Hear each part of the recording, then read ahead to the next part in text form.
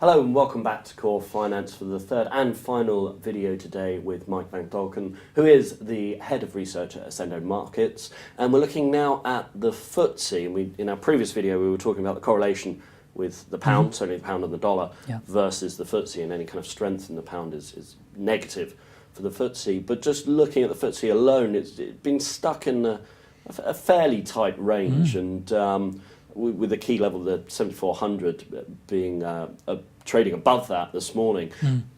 Where can it potentially go from here? Well, I mean, I'll highlight that what we call a bullish double bottom. So you see the two blue circles there. The lows of late last week were 7,360. So we hit that twice, hence the bottom.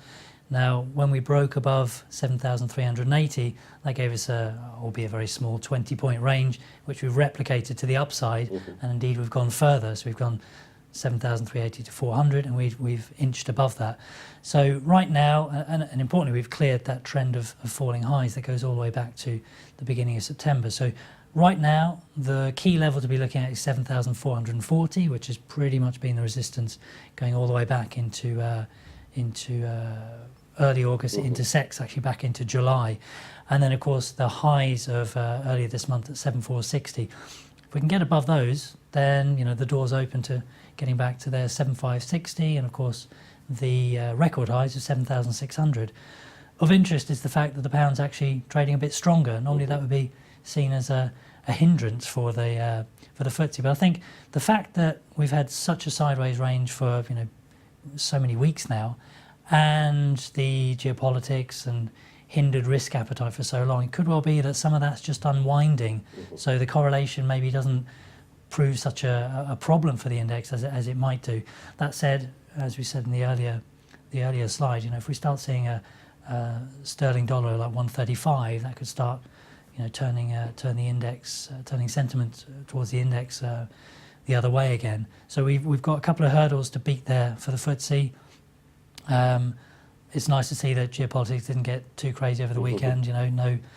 North Korea didn't take the opportunity to be any more provocative. As I said, I think some of that safe haven seeking we saw into last week, unwinding, a return to a bit of risk appetite, stronger start to the week. And we looked in our earlier video at the DAX and how that could potentially outperform.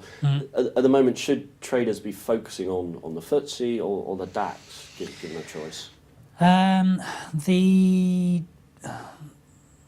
DAX can be a more simple index to look at because it doesn't have quite the same shift from risk to safe havens. The FTSE can sometimes do rather well on safe haven seeking because it does have some big miners.